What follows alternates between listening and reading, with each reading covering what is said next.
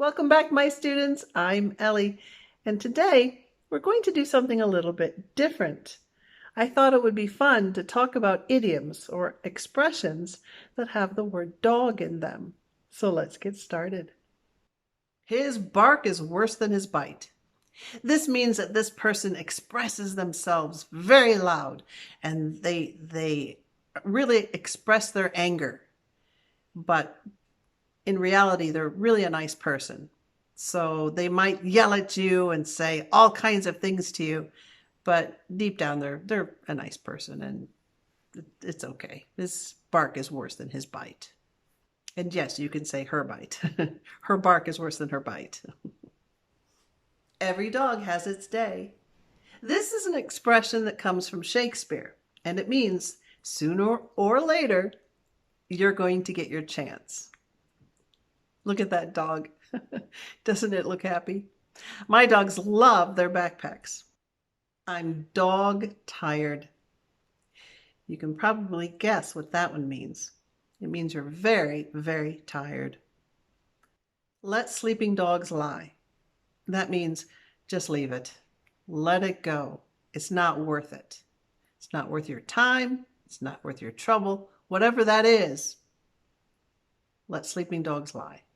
Don't get into a fight over it. Don't get into an argument. Whatever that problem or that situation is, just let it go.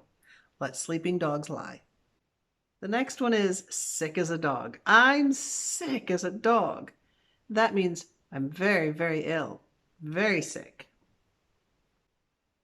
You can't teach an old dog new tricks. I think this idiom is great when explaining to my dad about Twitter or hashtags. You see, when we get older, some things like Twitter, Facebook, those things aren't as important. And they might be a little difficult to learn. And you might not want to try new things or change your habits.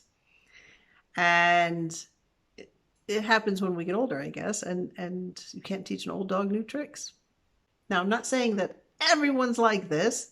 It's just, that's the expression, that's the idiom, and it's used for when someone says, nah, I'm too old for this. Can't teach an old dog new tricks. The next one is, you're a top dog. This means that you have power. You're like a boss or a manager, someone in charge. That's a top dog. You'll have to ask Mary. She's the top dog around here. Raining cats and dogs. Now, this is an expression or an idiom that a lot of people know, and it just means that it's raining hard outside. Lots and lots of rain. It's raining cats and dogs. To have a bit of the hair of the dog that bit you. Right. So you've been out drinking and partying and having a lot of alcohol, and the next day you have a hangover. Oh, I have a hangover. That's okay. You just need a bit of the hair of the dog that bit you. Fighting like cats and dogs. They're fighting like cats and dogs. This means a very heated argument. It could involve hitting, but usually it's a heated argument where you're yelling at a person and they're yelling back at you. And you can say they're fighting like cats and dogs. Now, it has to be 2 or more people.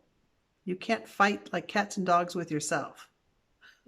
Well, not normally. This one I don't use as much anymore, especially living here in Europe.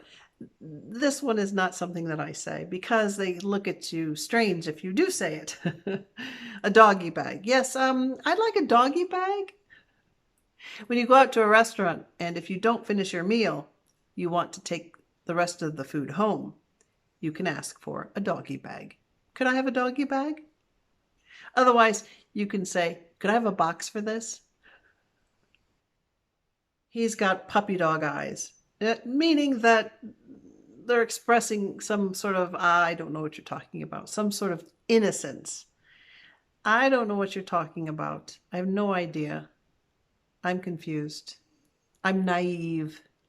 So an example of how you can use that is, he's got puppy dog eyes. And make sure you say the s at the end because there are 2 eyes. Puppy dog eyes. A puppy dog face is a little bit different. It's used when you're trying to persuade someone to do something. You might give them a puppy dog face. Please, I want to go with you. Please. And the last one is working like a dog. And I've been working like a dog trying to get the website, my website, up and running. Now, if you go to EnglishFunZone.com, you will find a few things there now. And I hope in the next few weeks, you're going to see more quizzes and more lessons if you're a member.